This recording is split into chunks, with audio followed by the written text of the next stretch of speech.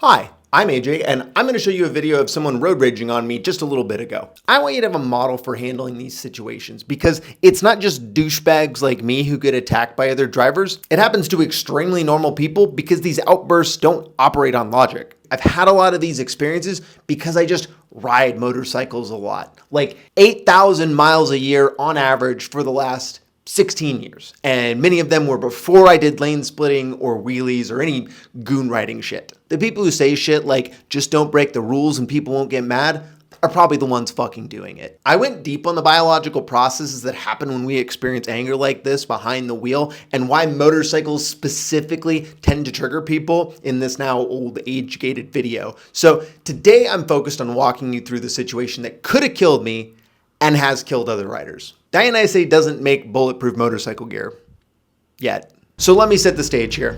It's a cold 40-ish degree December, almost evening, like 4 o'clock, just a few days before Christmas. I'm just trying to go be with the other dummies doing last minute shopping at the mall. Bath bombs for those special someones in my life. Fuck, this shit's all over my fucking fingers now, Jesus Christ.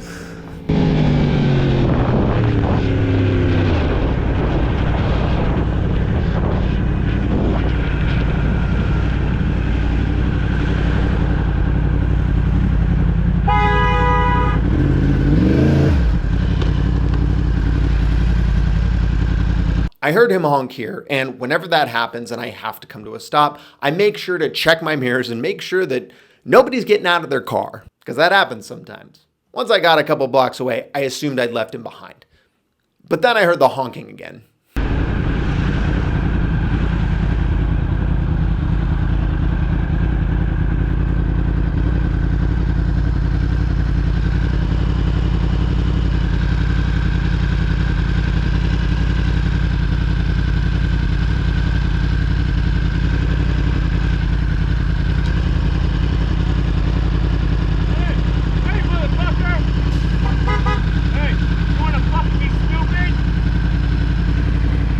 If you're unfamiliar, there are 4 stress responses: fight, flight, freeze, and fawn. In these situations, flight is the choice that I make 10 out of 10 times. That's why when he honked before, I didn't stop to check to see what his concern was. I just kept riding away from the danger and de-escalating the conflict. If this wasn't an extremely busy intersection during rush hour traffic with the least sketchy exit point being riding to the right in front of him, I wouldn't have sat here to have this confrontation. Hey, motherfucker! Hey, you wanna fucking be stupid? Freeze was my next strategy, attempting to de-escalate just by ignoring his honking and yelling. But it became pretty clear to me that he wasn't gonna let me exit this situation without a conflict. You wanna fucking be stupid?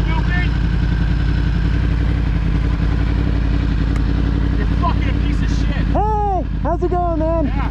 You wanna get Fawn, or appease, I think is the word people understand a bit better than that. Me waving my hand saying, hey, how's it going? Ignoring his aggression. That's the next way I usually am able to defuse these types of situations. But then he started reaching his hand in the back of his car for a gun, I assume, and that's when it triggered my fight response. You're fucking a piece of shit. Hey, how's it going, man? Yeah. You wanna get Oh, you're gonna shoot me? Oh, you're gonna come at me? What are you gonna do? In America, there's really no other reason for people to start reaching around in the back in places you can't see unless they're grabbing a gun. When I call this out, he nods immediately to confirm my theory. Oh, you're gonna shoot me? Oh, you're gonna come at me? I yell it out because it brings attention from surrounding people. Not necessarily because I expect them to intervene. Unfortunately, that just doesn't happen most of the time, but it could. I call it out to the people around me so they're aware, because they may be in danger soon too. But what I'm really trying to do is snap this guy out of it. By calling out to other people, I give him the opportunity to realize, oh, I'm in public. It's not just you and me having this conversation. Other people can see how insane I am right now. And that did actually seem to de-escalate the conflict a little bit. Oh, and I also put the bike in first and prepared to ride through the intersection. That's why I initially started revving, because I was gonna fucking take off. Flight, 10 out of 10 times. You're fucking a piece of shit. Hey, how's it going, man? Yeah. You wanna get Oh, you're gonna shoot me? Oh, you're gonna come at me? What are you gonna do? What are you gonna do, man? Hey, are you mad because I'm in the cold and you're in your fucking car alone just chilling? Is that why you're mad? Are you mad because I just passed you in traffic and that's all that happened? Because literally nothing else happened. Nobody died. Everything's fine. Isn't that wild? Isn't that wild? I can't hear shit. I got headphones in. I haven't heard a fucking word you said. Just, I hope you sit there the whole time. It looked to me like his next strategy was to make a fun video of him telling off a biker and looking really strong. He was going to need to get that gun out if he didn't want me to filibuster that situation. This is the point here where usually road ragers just take the L and drive off. But I literally had to stop talking to catch my breath. And by the time I was done with that, he was still fucking there. Even his other drivers honked at him, get the fuck out of the way. He just sat there like a fucking lemon. It's 3 days before Christmas, asshole. Other people got places to be. I hope you sit there the whole time. I hope you literally just sit there forever. You should get a motorcycle. They're so much faster. You don't really need to like sit in this, like, these are expensive. They consume, you're burning up the fucking road, you know? It's really pretty selfish to sit in the car, really. To drive alone in a car. What are you doing? Are you getting groceries? You going to work?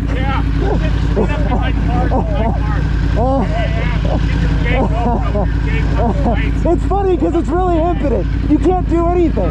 You're gonna record. I hope you upload this to TikTok and give me a whole bunch of views. People are gonna love me. As I mentioned in the video, I couldn't hear a fucking word he said. So I was just saying whatever came into my head. And I was honestly a little scared he might have hit me with a zinger while I was inhaling or something. I can't express to you how satisfying it was to realize this guy went from trying to intimidate me, to threatening me, to just giving up and calling me a fag. I assume he does that because being called gay would hurt his feelings, but I'm secure enough in my masculinity to paint my fucking fingernails, brother. But the best part was hearing him scream in one last extremely sad attempt to win the argument or whatever, that he was a firefighter. I think it really lays bare the core of his anger, which is entitlement. People talk about what privilege creates. This is it. A middle-aged white man with a taxpayer-funded job, driving alone in his SUV during rush hour traffic, who feels like other people who have never met him before owe him their attention or respect. Says a firefighter, but really sounds like a fucking cop to me.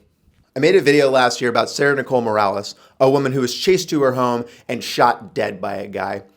This situation was extremely similar. This man's anger caused him to lash out at me, which he hoped would give him justification to shoot me, because I rode my motorcycle slowly in front of him in December in 40-degree weather while wearing a Santa hat and fucking Christmas lights while he sat in his climate-controlled car alone. This man is not in control of his emotions. He is dangerous, and I would be very surprised if the people around him weren't acutely aware he's capable of this type of behavior. He chased me down, screamed at me, threatened me, whipped out his phone, and hoped to get a cool video of either shooting me or telling me off, but instead got embarrassed, couldn't think of anything clever to say, and just sat there holding up other drivers until I de-escalated the situation by leaving. This isn't normal or healthy behavior. If you know this guy, and by that I mean both literally this guy exactly, but also the concept of this guy, you should do something about it. These people are in our workplaces, churches, schools, football games, in addition to the streets. And if it's not me being the lightning rod for their unchecked anger, it's gonna be somebody less capable of dealing with it. Me dunking on him for a minute in front of a live audience doesn't do anything to change his behavior or make him think what he did was wrong. I am nobody to him in the same way that he is nobody to me. Two nobodies in different vehicles aren't gonna have a reasonable discussion in the middle of rush hour traffic. He might listen to someone he respects though, in the right place, at the right time. His boss, a good friend, parent, but he probably thinks pretty highly of himself, so there might only be one or two people in their lives that could actually change their mind on something like this. Or maybe he doesn't listen to anybody in his real life, and so he needs somebody randomly across the internet to hold a mirror to his actions so that he can introspect on exactly whether or not that's the person he wants to be. This man needs professional help to learn to control these negative emotions, and I think firefighters get decent benefits, so maybe someone just needs to help him figure out how to use them.